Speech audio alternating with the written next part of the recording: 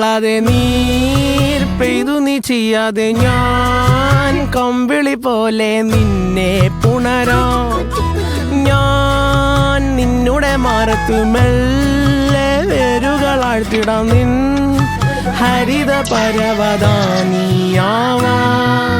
കാലം കൂട്ടുനിന്നില്ലെങ്കിലും എന്നെ പറിച്ചെറിഞ്ഞാലും വീണ്ടും പടർന്നു കേറിടും ഞാൻ കാലം കൂട്ടുനിന്നില്ലെങ്കിലും